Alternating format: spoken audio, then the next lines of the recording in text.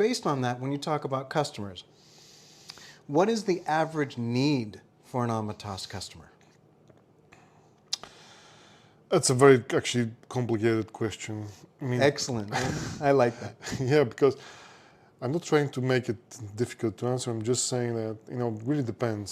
Okay. It really depends on the context and in the industry and what the customer level of maturity is and so on and so forth. But if we want to answer this question, we have to define several kind of components which are related to it. As I mentioned, one of them is the industry.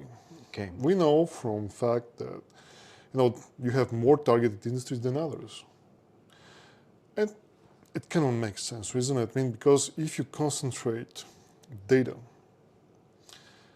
in a big infrastructure, yes, then it's kind of obvious that this infrastructure is going to be targeted because right. the reward is going to be greater, right? So this is one thing. So let's say financial industry, fintech, or companies that are processing massive amount of personal data. Right. Right. So these are kind of the most targeted normally. And there is another category which is critical infrastructure, of course. Oh yeah, infrastructure. Because,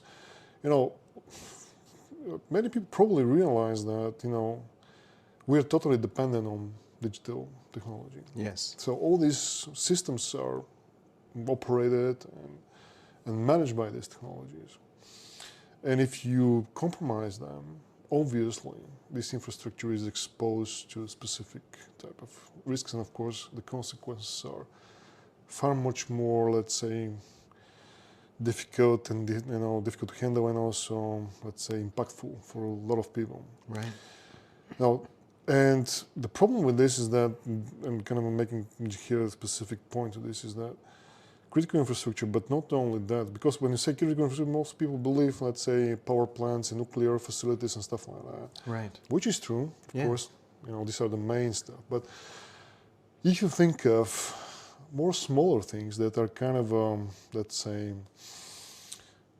how can I say, they kind of small technologies, let's say OT or IoT.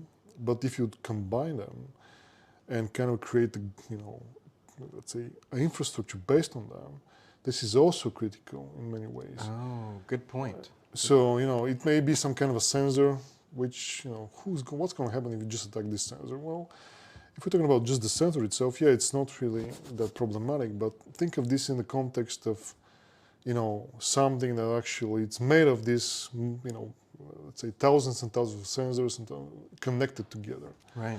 So this is something that has a ripple effect on the overall, let's say, service or or facility that actually it's kind of based on these technologies. Right. And there is another aspect of this.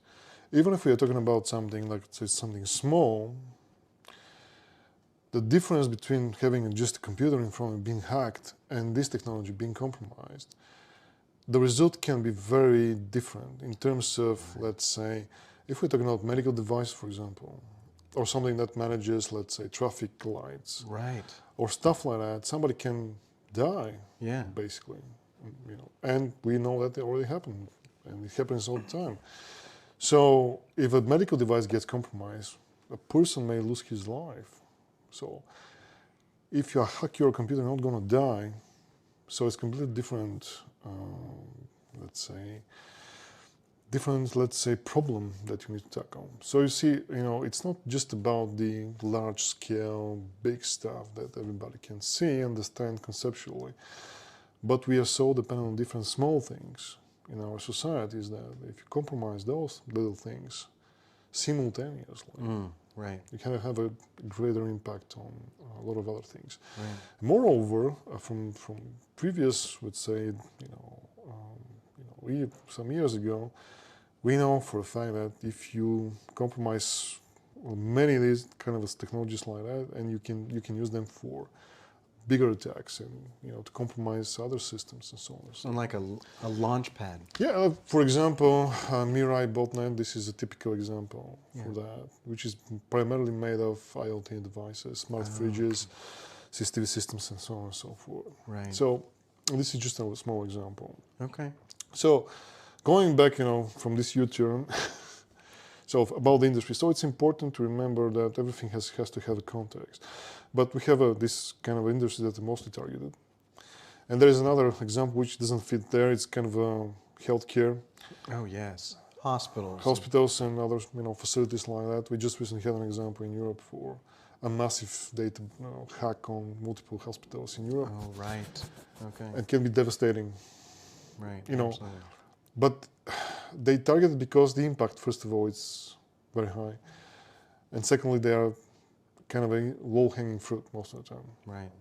Okay. Also have a lot of the sensitive records associated with Right. this. So this is one thing. So which industry you belong to? The second element is what's the driver for you to ask for security? So what why you're doing this in the first place? Yeah. So most companies, and I don't know why still we are kind of conceptualizing these things like that, but most companies are doing this out of fear. But depends what, let's kind of make sure that you understand that there's two types of fears in cybersecurity. One is, oh my God, somebody can hack me. Right. And the other one is, oh my God, I can be penalized by some institution or whatever, regulator. So it's kind of the same driver. It's kind of, I need to probably do this because else, the same basic fear exists in your everyday life. You lock your doors, you switch on your, CCTV systems, intrusion alarm monitoring systems in your home for the same reason. Right. You can get robbed, so especially if you're kind of having gold in your locket or whatever. Yeah. Right. Hopefully not. Locker. That's right. Don't do that, by the way. Don't do that. That's right, folks. Don't store gold in your house. Don't, there's something, but... For example, socks maybe, but not gold. That's right. So anyway,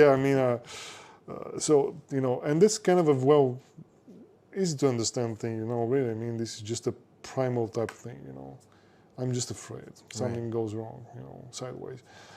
To be honest with you, that's not the best motive to have security in place, although it's not the most common reason why people are doing this. And moreover, it's not that fear of a crime that much because, let's say, people are bombarded all the time with the news of companies being hacked and compromised all the time. Right, that's right. It's kind of part of the... fear. That's fear, right? People are strange animals. Right. In the way that, we can get used to everything, which is kind of a part of our evolution, I guess. Right. For example, and this is not a good example, unfortunately, That's right. Ukraine war. Okay. You see, I vividly remember when I saw the first troops moving the border from Russia to Ukraine. Right. And everybody was, oh my God, what's going on? And we have video streams from the streets of Ukraine, buildings being demolished, and people are wondering, and they're shocked and everything. Now it's just part of the news. Right. We're used to it. Now we're used to it. And just it's like a noise. It's not like something that you're paying attention to that much. Right. We switch to kind of getting over it. Even though it's not over. If it's not in over, our but mind. even people in Ukraine are like that. Right. Right. If you're not directly in the front line, Right. you go by your business. Out of sight, out of mind. Yes. The same happens with security. Right. Everybody knows, there have been hacks and companies are losing a lot of money and they're compromised all the time and everything happens in front of your eyes all the time. Right. But you are, how can I say, used to it. Right. So your perception of risk is different. Right. So saying this means that risk misperception is always going to be part of this. Right. You underestimate or overestimate the risk. Right. Depends on how familiar you are with the risk. Right. And how you're accustomed to it. That makes sense. So, saying this, that's what I'm saying, that the fear is not the best driver for investing in security and make things in the way that you are supposed to make them. Right. So that's kind of the second element. Okay. why you do security. You know, and so, you know, the other one is, of course, is the regulations. That's kind of a main driver, right? Right.